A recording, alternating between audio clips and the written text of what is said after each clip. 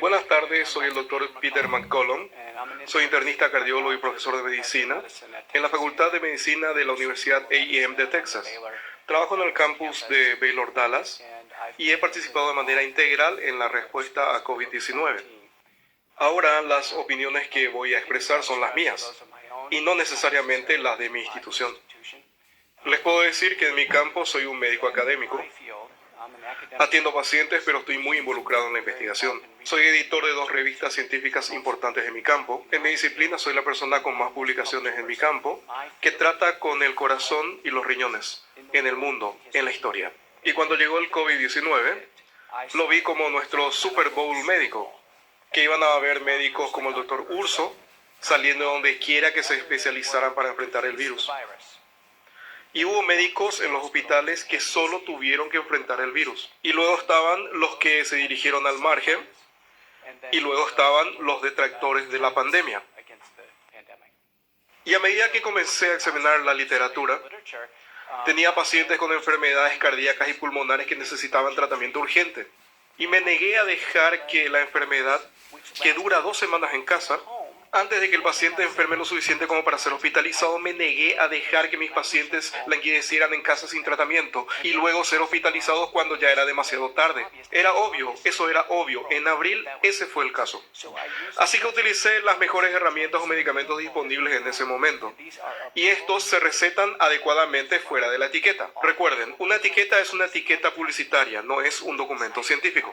Claro, es un uso no indicado en la etiqueta de la medicina convencional para tratar una nueva enfermedad. Y en mayo armé un equipo de médicos porque el grupo que estaba enfrentando la pandemia en mayor medida estaba en Milán, Italia. Así que la mayoría de ellos estaba en la red de investigación italiana Coracle. Resumimos todo lo que sabíamos sobre los medicamentos disponibles y publicamos nuestros hallazgos en la edición del 8 de agosto de The American Journal of Medicine. Y el título de ese artículo era La base fisiopatológica y la justificación del tratamiento ambulatorio temprano. Y tenía una premisa: hay 2 terribles resultados del COVID-19, la hospitalización y la muerte.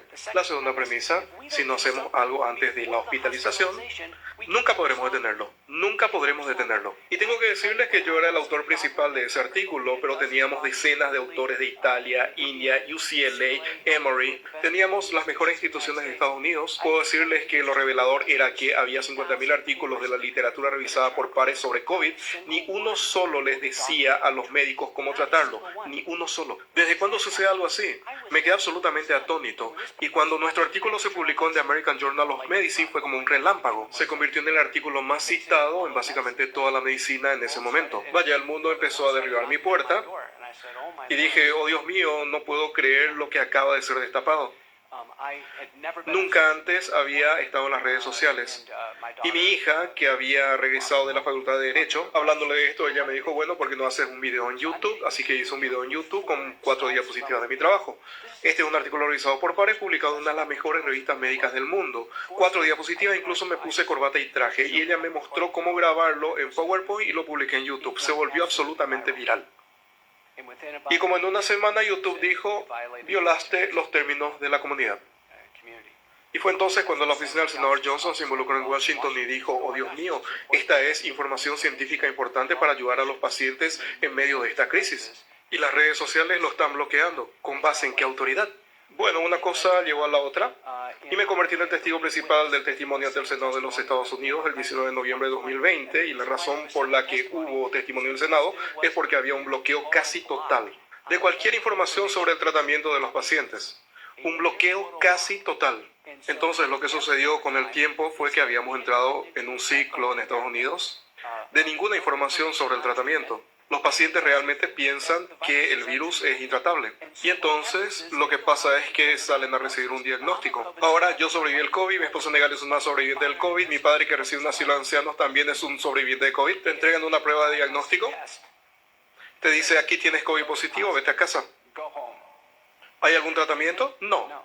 ¿Hay algún recurso al que pueda llamar? No. ¿Hay alguna línea de referencia, línea directa? No. ¿Alguna línea directa de investigación? No. Ese es el estándar de atención en los Estados Unidos. Y si vamos a cualquiera de nuestros centros de pruebas hoy en Texas, apuesto a que sigue siendo el estándar de atención. Apuesto que este es el estándar de atención. No es de extrañar que hayamos tenido 45.000 muertes en Texas. La persona promedio en Texas cree que no hay tratamiento.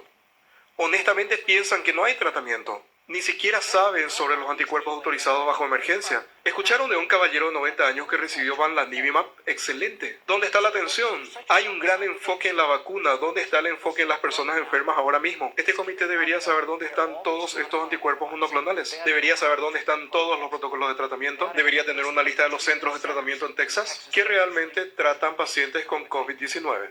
Entonces lideré la iniciativa. Nuestro segundo artículo se publicó en una edición dedicada de Reviews in Cardiovascular Medicine. Ahora tenía 57 autores, incluidos el doctor Urso, la doctora Immanuel, médicos líderes en Houston, San Antonio, en todas partes. Y era otro artículo mundial. Y ahora lo tenemos actualizado, integrado. Entonces, si usamos medicamentos para afectar la replicación viral, los anticuerpos son fabulosos. Podemos usar antiinfecciosos intracelulares en esa caja. Usamos corticoides y fármacos antiinflamatorios. El mejor fármaco antiinflamatorio es la colchicina. Probablemente nunca hayas oído hablar de eso. En el ensayo aleatorio más grande y de la más alta calidad con más de 4.000 pacientes. Ensayo doble ciego, aleatorizado y controlado con placebo. Hay una reducción del 50% en la mortalidad. No se sabe nada de eso, nada. Bloqueo total a todos en cuanto a colchicina. ¿Cómo puede ser? ¿Cómo puede ser? Y luego la parte más mortal de la infección viral es la trombosis. Así que siempre he tratado a mis pacientes con algo para abordar el virus, algo para abordar la inflamación y algo para abordar la trombosis, tal como lo había dicho el doctor Urso. Y tengo pacientes muy enfermos y he perdido 2. Pero tengo que decirles que lo que ha sucedido es para no creérselo. ¿Cuántos de ustedes han encendido una estación de noticias local o una estación nacional de noticias y alguna vez recibió una actualización sobre el tratamiento en casa? ¿Cuántos de ustedes han escuchado alguna vez una sola palabra sobre qué hacer cuando te entregan el diagnóstico de COVID-19? No es de extrañar, eso es un completo y total fracaso en todos los niveles. Bien, tomemos la Casa Blanca. ¿Cómo es que no tuvimos un panel de médicos asignado para poner todos sus esfuerzos en detener estas hospitalizaciones? ¿Por qué no tuvimos médicos que realmente trataron a pacientes, a que se juntaran en un grupo y cada semana nos dieran una actualización? ¿Por qué no tenemos eso? ¿Por qué no tuvimos eso a nivel estatal? Cero. ¿Por qué no tenemos ningún informe sobre cuántos pacientes fueron tratados y no fueron hospitalizados? Escuché 6 horas de testimonio hoy. Cero. Cero. Tenemos un punto ciego completo y total sobre el tratamiento. Es un fenómeno de cegamiento. Entonces, ¿qué se puede hacer aquí y ahora? Va a haber más personas que mueran en Texas y es una absoluta tragedia. ¿Qué tal mañana? Tengamos una ley que diga que no se da un solo resultado sin una guía de tratamiento y sin una línea directa de cómo seguir la investigación. Asignemos un miembro del personal que descubra todas las investigaciones disponibles en Texas y no dejemos que una sola persona se vaya a casa con prueba de su diagnóstico fatal, quedándose en casa, pasando por 2 semanas de desesperación antes de sucumbir a la hospitalización y la muerte. Es inimaginable en Estados Unidos que podamos tener un punto ciego tan completo y total. Culpo a los médicos por no dar un paso al frente. ¿Dónde estaba la sociedad médica haciéndole frente a esto? ¿Qué hay de las agencias federales y estatales? Nunca hubo un solo esfuerzo de colaboración grupal para detener las hospitalizaciones. Nadie siquiera pensó en eso. Bob Hall me llamó en una teleconferencia en abril o mayo y dijimos, espera un minuto, ¿dónde está UT Southwestern? Soy un graduado de UT Southwestern. ¿Dónde está A&M? ¿Dónde está el resto de las universidades? ¿Por qué no estamos deteniendo esto? ¿Por qué?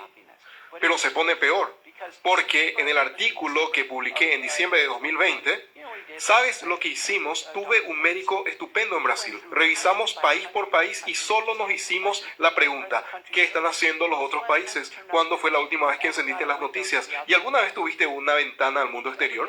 ¿Cuándo recibiste una actualización sobre cómo el resto del mundo estaba manejando el COVID? Nunca.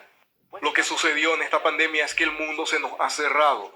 Ahora solo hay un médico cuyo rostro aparece en la televisión. Uno. No es un panel. Médicos, siempre trabajamos en grupo, siempre. Tenemos opiniones diferentes. No hay un solo médico mediático que aparece en la televisión que haya tratado a un paciente con COVID-19. Ni uno solo. No hay una sola persona en el comité de la Casa Blanca que haya tratado a un paciente. ¿Por qué no hacemos algo audaz? ¿Por qué no reunimos un panel de médicos que realmente han tratado pacientes ambulatorios de COVID-19 y los juntamos para una reunión? ¿Y por qué no intercambiamos ideas? ¿Y por qué no nos decimos cómo podemos acabar con la pandemia con fuerza? ¿No es asombroso? Piensa sobre esto, piense en el punto ciego completo y total. Entonces, ¿qué pasó? Puedo decirles lo que pasó. Lo que sucedió fue que alrededor de mayo se supo que el virus iba a ser susceptible a una vacuna. Se abandonaron todos los esfuerzos sobre el tratamiento, los institutos nacionales de salud en realidad tenían un programa de múltiples medicamentos, lo terminaron después de 20 pacientes. Dijeron no podemos encontrar a los pacientes, el anuncio más falso de todos los tiempos. Y luego la operación Warp Speed fue a toda velocidad para el desarrollo de vacunas.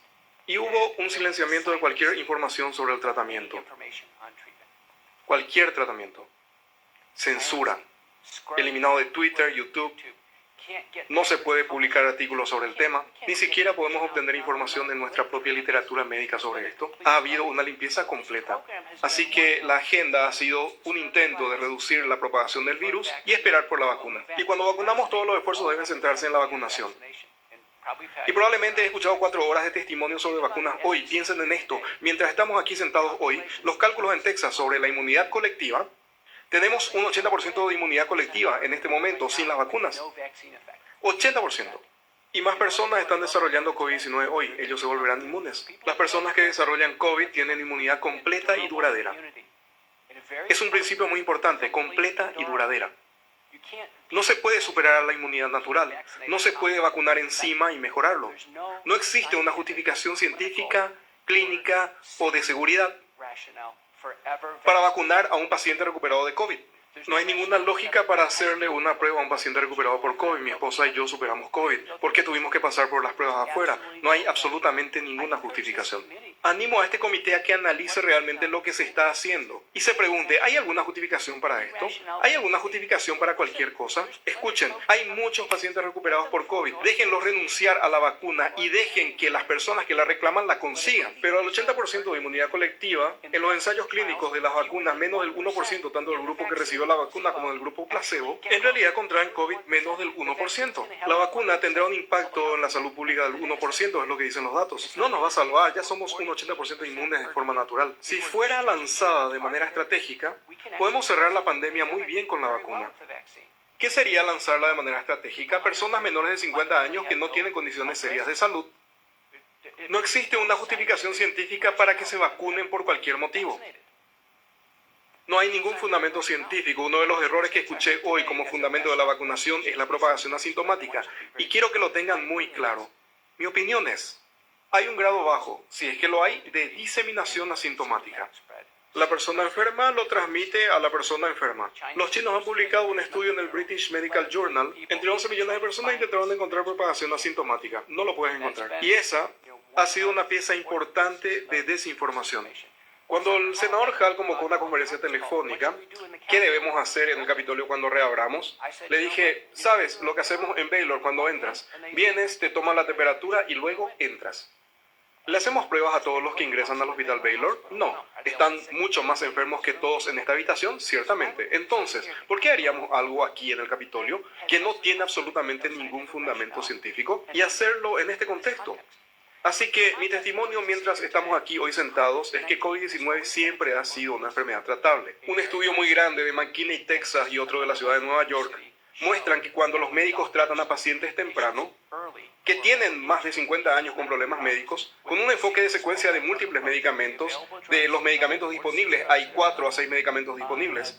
Ahora los anticuerpos monoclonales son mejores, hay una reducción del 85% en las hospitalizaciones y muertes, 85%.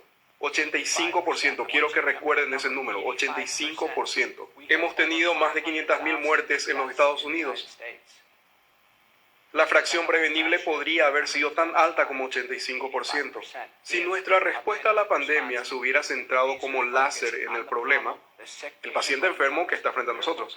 Estamos enfocados aquí y allá, enfocados en máscaras, etc. Centrémonos como un láser, el paciente enfermo, tratémoslo. Perdimos el enfoque de lo más fundamental. Ese es mi testimonio.